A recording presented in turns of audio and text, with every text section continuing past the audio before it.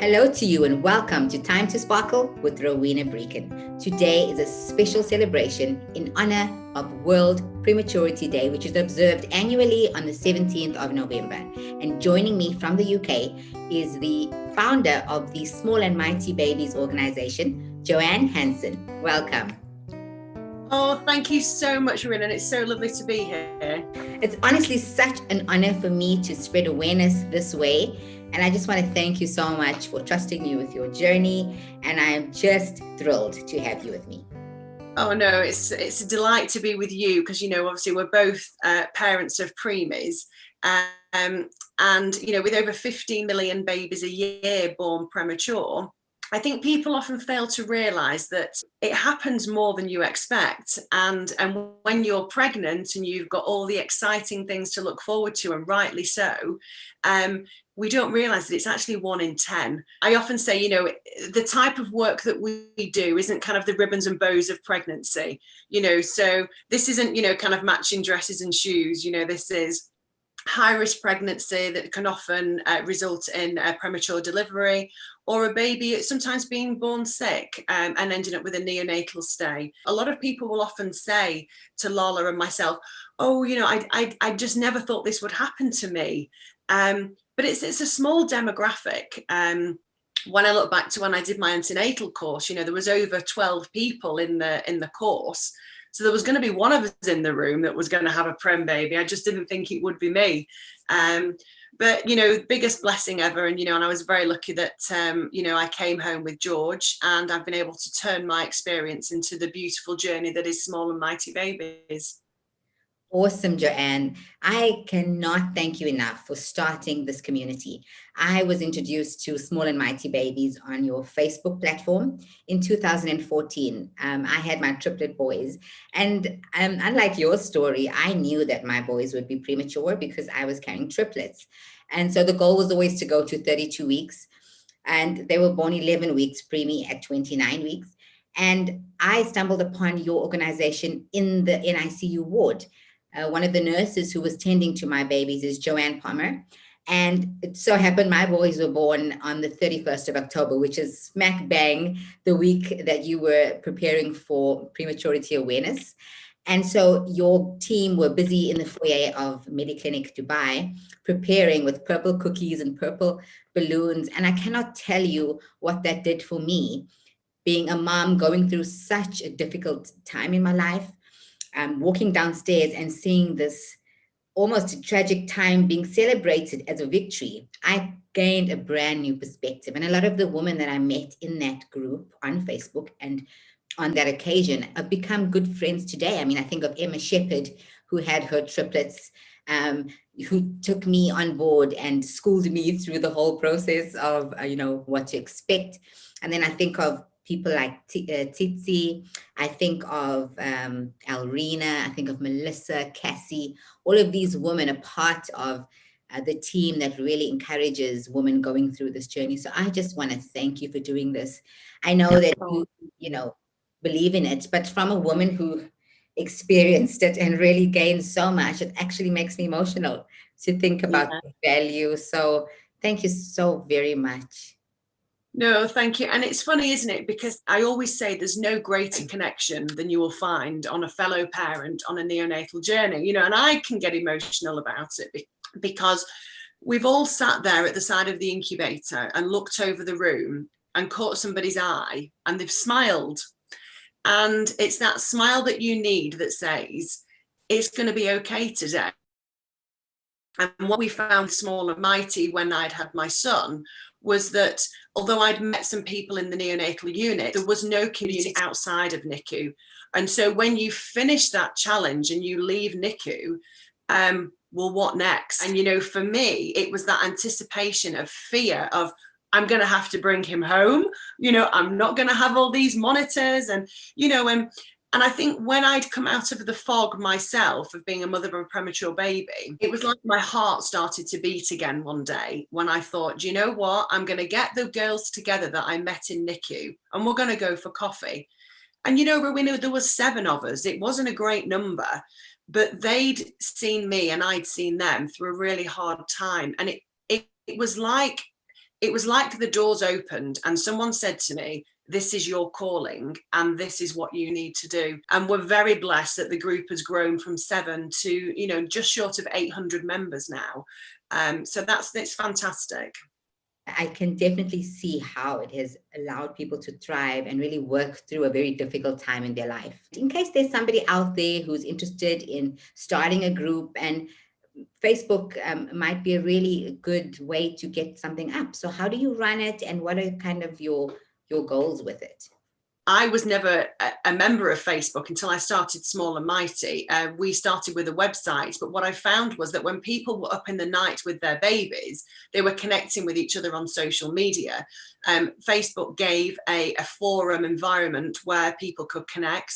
And we have membership questions. So I'm not overly strict, but I'm very, very passionate that the only people that are members of Small and Mighty are parents of premature babies or those experience a high-risk pregnancy.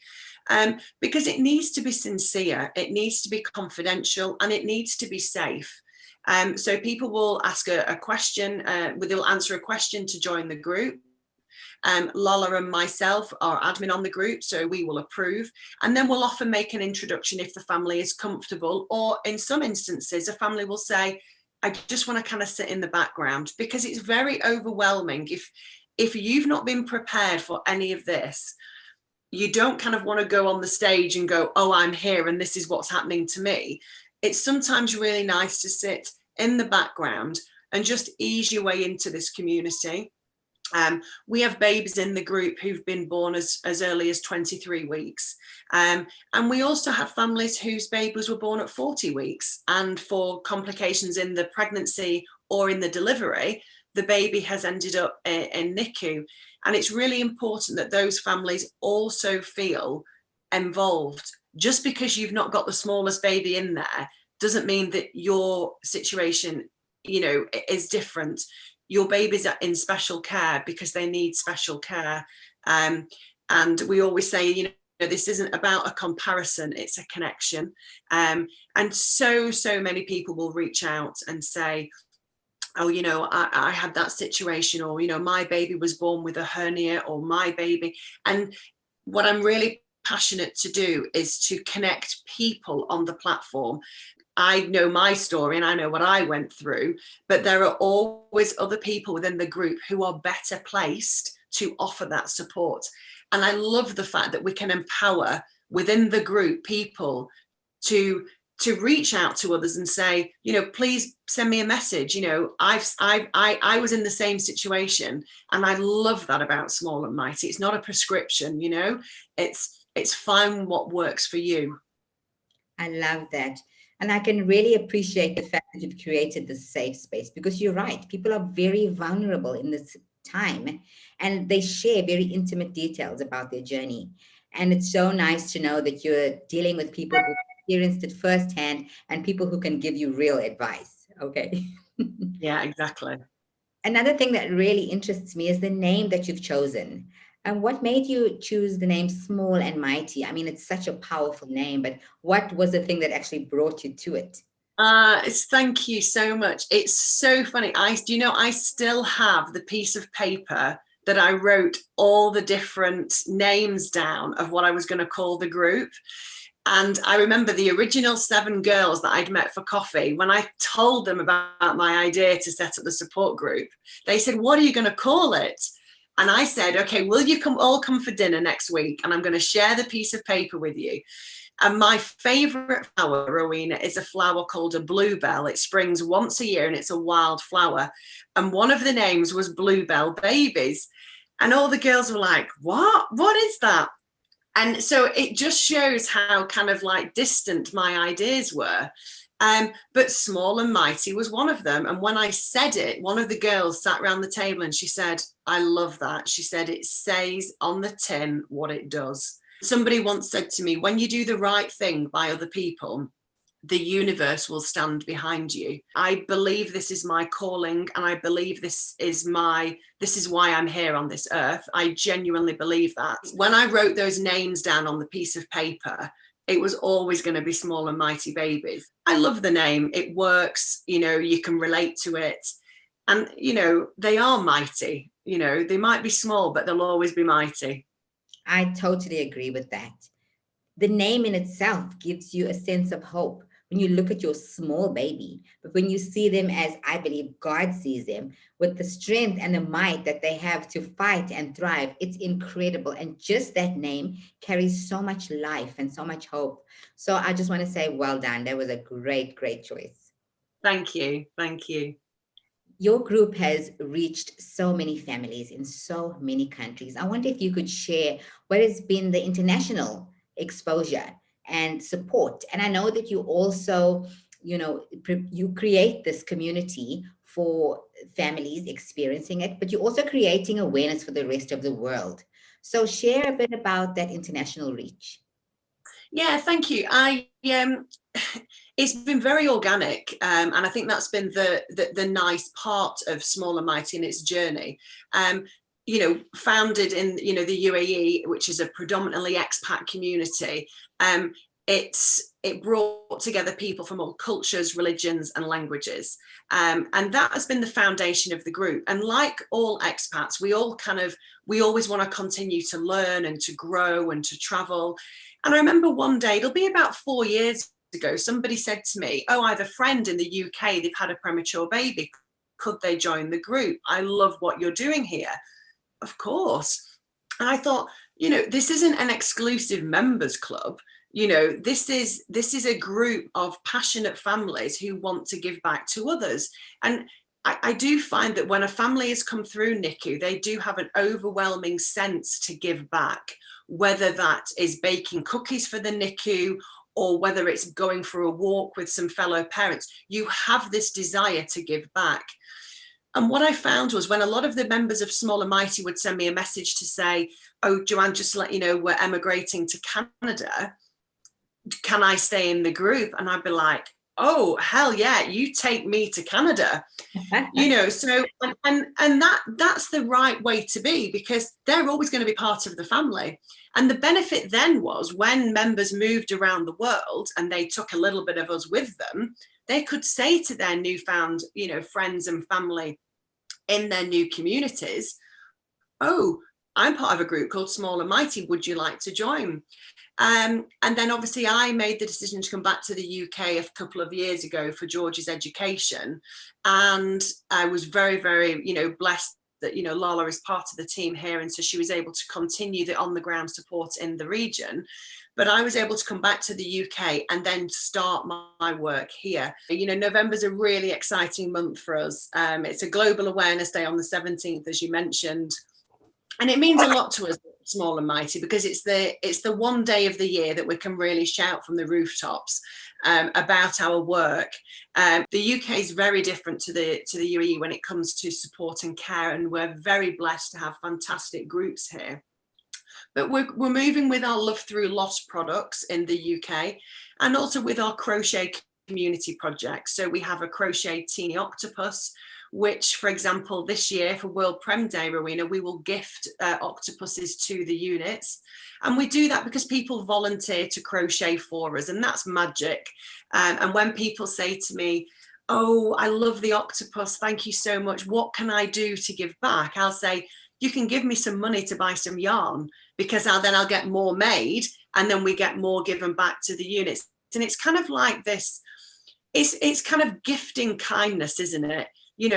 Something so simple as a crocheted, crafted octopus makes somebody feel that you're not alone, that a stranger has taken some time to give to you. And that feeling is really important when you're in NICU, and it's really important when families need to know that they're not on their own. I love this so, so much. I was so impressed to see the level of support that you give to families who have suffered neonatal loss. It's a reality that too many families have to face. And I think when you're in the NICU, the NICU, you really realize that you are facing a battle of life and death. And, I'm so grateful for the medical staff who helped my children. And I was able to leave with all three. But unfortunately, not all families have that, and some families have to leave without their babies. So I think what you're doing is incredible, that they feel that you are always a parent. We will never forget your child. And Yeah. so I wonder if you could tell us a bit more about your program, Love Through Loss, and how you are supporting women in this way. It's a really tough one, Rowena, because when you're in NICU, you know how dangerous it is, and you walk a very, very fine line. One day is never the same as the other. And I remember when we were in NICU with George back in 2013, there was a little baby opposite. Her name was Maya. And I saw her mother receive the devastating news that Maya wasn't going to survive. And it was the most heartbreaking thing I have ever seen. And it's a reminder to yourself that that could be your reality as well. And what can you do in that situation? So Maya, well, I'm telling you about her now because she stayed with me forever. She would be 7, like my son now. And so in a way, I feel blessed that I can she made an imprint on me, which will stay with me forever. But I think the big pull for us came, Layla had joined in 2015, and together we were like, we really want to get Small and Mighty where the vision was. And we had a family in the group who'd had twins, and the twins were doing well, but at about 4 to 5 months old, one of the twins passed away and left his twin in the NICU. And obviously we were there to support the family. And as the family prepared for their other twin to come home, the twin caught a really nasty infection and passed away. Now, imagine in that situation, I can't close the door on this family. They are part of Small and Mighty. And Layla and I felt an overwhelming sense of responsibility to ensure that that wasn't the end of the journey and the offering that we could give them. I did some research within the region. There was a lady who'd been in Dubai for maybe 40 years who'd done a lot of support with bereaved families. I met with her. I got a lot of information. And you've got to remember, we're dealing with extreme cultural differences as well when it comes to the way that loss is handled. But Layla and I were very patient, and we worked with a lot of the bereaved families within Small and Mighty. And then we were able to meet with Alexandra, who runs Little Angels, and the memory box was created. It took a long time, and it's still a really, really new thing for the Middle East. But I'm delighted to say that we have several hospitals that now stock the memory box. It has evolved to not only support neonatal loss, but also stillbirth and late pregnancy loss. And we were then asked by a hospital to create a smaller version, which would support families who had miscarriages, so a loss prior to about 21, 22 weeks, which we now have in place. It has been a learning experience for both Layla and myself. We've had to tread very, very carefully.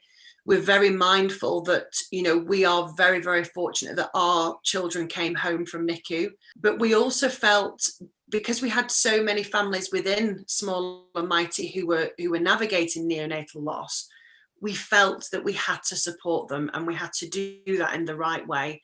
And taking their input helps us create these products that can be there to support them at a time when they need it most. As part of our Love Through Loss work, Layla also does voluntary bereavement doula work. So she will attend the hospital for the birth, and she will support the family throughout. It's absolutely incredible what she has done with some of the families within the group, prepare the memory box for them, and change how they will care for their grief in the years ahead. I always said if we helped one person a year, that would be enough for me. And I feel very blessed that we've been able to help so many more. Joanne, that is absolutely beautiful.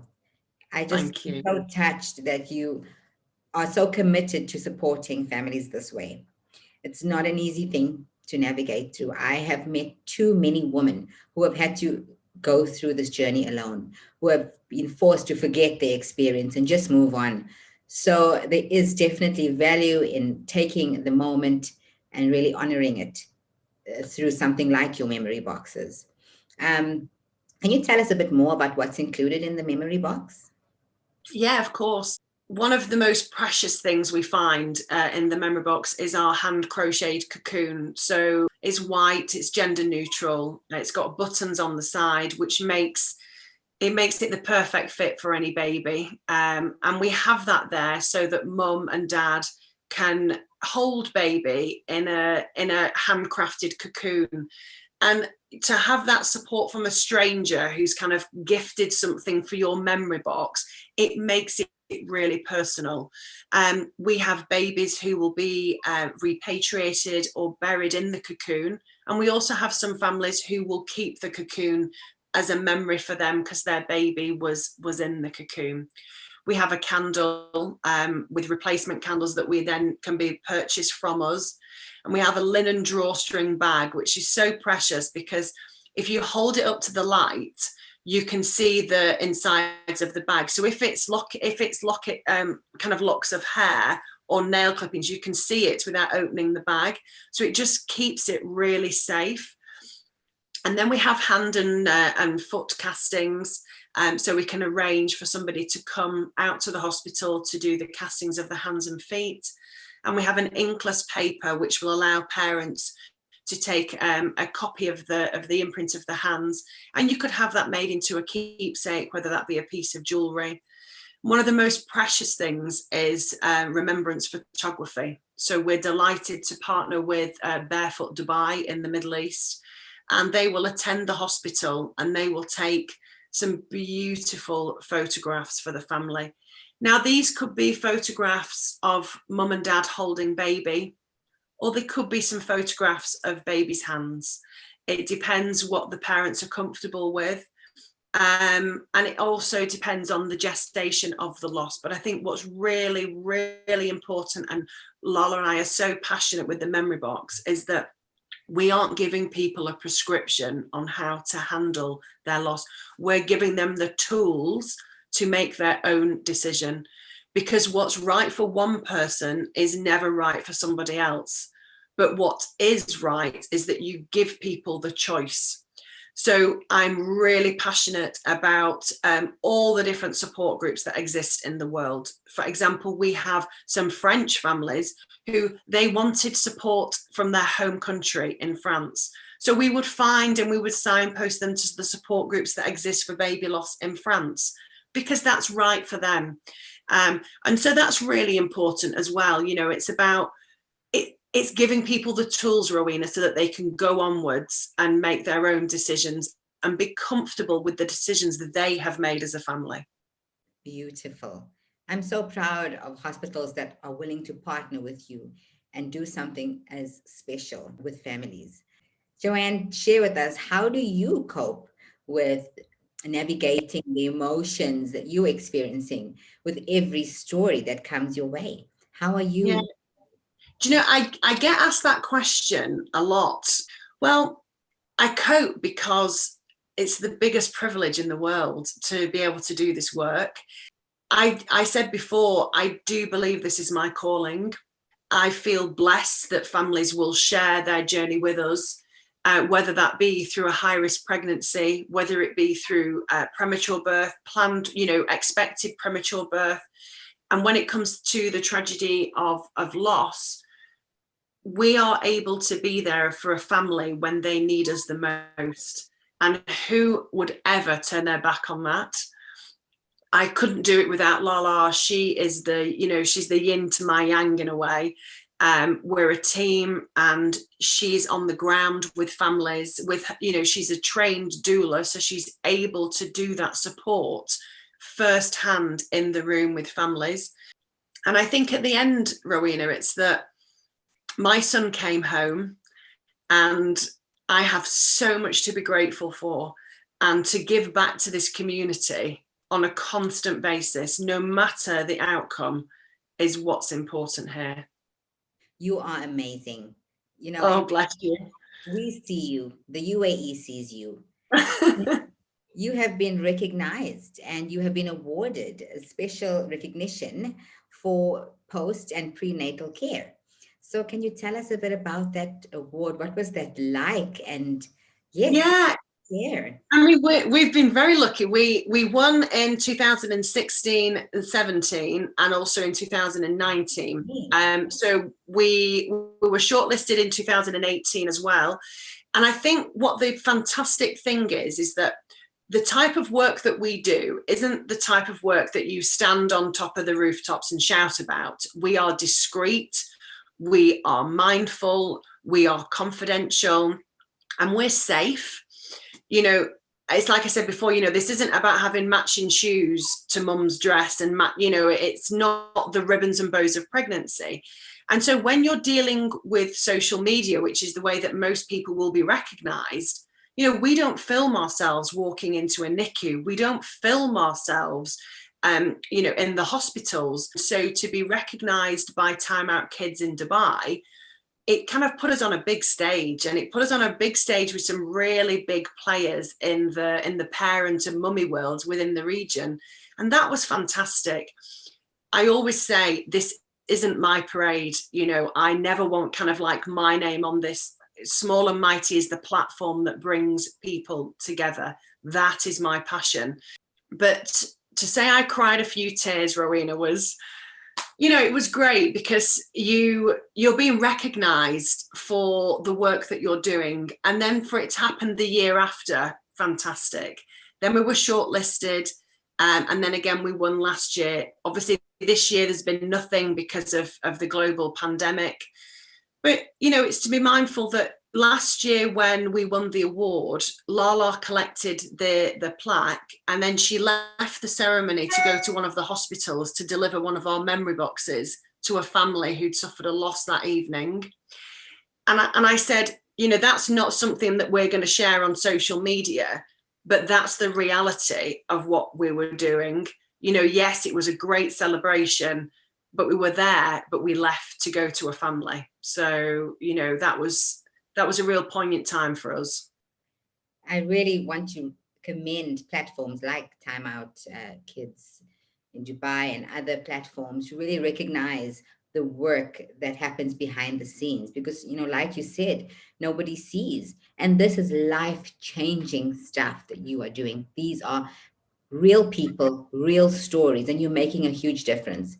And I think there is a need for it to be seen because, like you say, you can team up with organizations who have resources that can come forward and help you to build the platform and grow it, and then ultimately help more people. So I'm very glad you allowed yourself to enter this arena and be a part of the process and sparkle for families in this difficult time.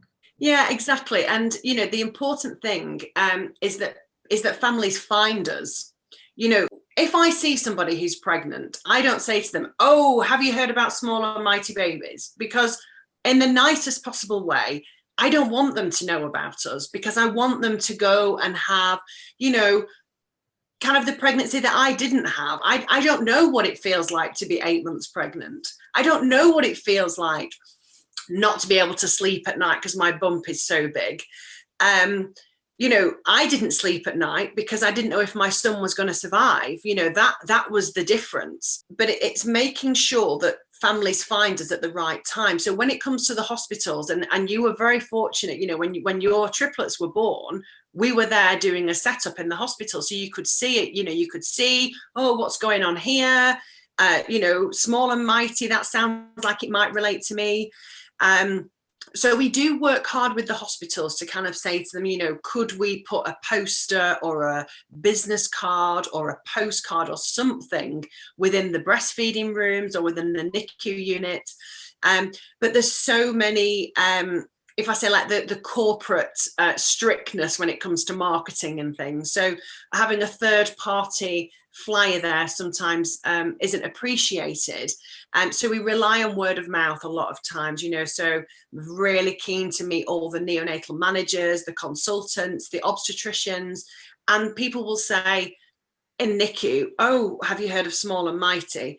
Because if we can get the parents and keep them kind of secure and calm and informed, it means they're almost, when they're in NICU with the doctors, they're asking the questions right for the situation rather than the emotional side, which we can deal with 7 days a week within the closed Facebook group. you know, we do a lot of work on the phone, you know, WhatsApp. I mean, where would we be without WhatsApp? You know, but we're able to send voice notes to families and connect with people all over the world whenever they need that encouraging support, really. I agree that word of mouth is so important. I definitely have been able to share your details with some of my friends who are now members of the group, and they have all given positive feedback. So thank you, thank you, thank you. I do agree that many more institutions need to partner up and really make a commitment to sharing the information with the mums on the ground. So Joanne, who did it for me, thank you. What can we do as a community to support small and mighty babies? It's like I said, this isn't my parade. You know, I'm here to give you the tools to, you know, to help me get small and mighty where it needs to be.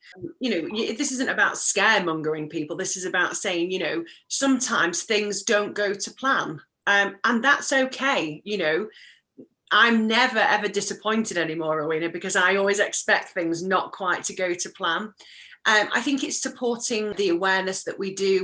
So, for example, if somebody came to me and said, my child's been having some specialist treatment with a particular doctor, I would be thrilled if that mum or that dad had said, you know, would you be interested to have, you know, like a professional 45-minute clinic online so that other parents could benefit from that information, shared support, shared theory, prognosis, all those different things. I often have a little bit of a giggle that I sell all these crochet kits and knitting kits, and I haven't the first clue about any of it. And I have to beg and borrow my friends to, you know, look over the patterns and things.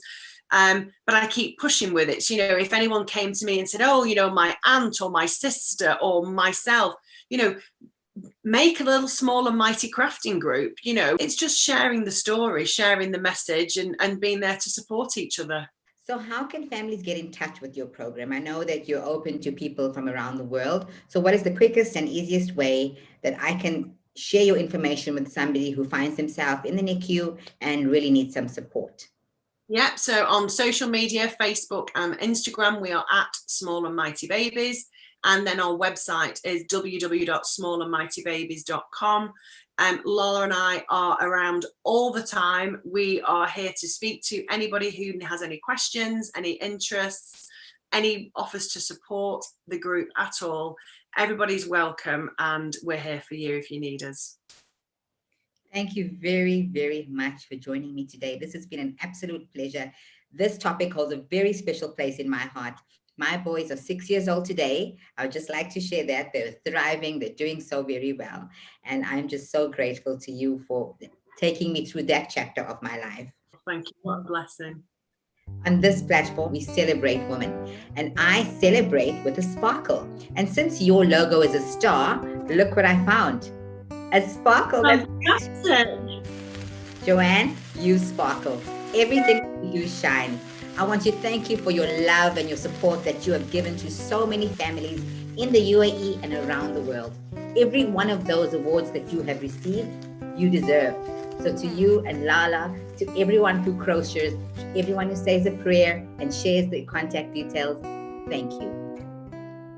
Thank you so much. You are so welcome. You have a great day, and I'll be in touch with you soon. Thank you, Rowena. You take care. God bless.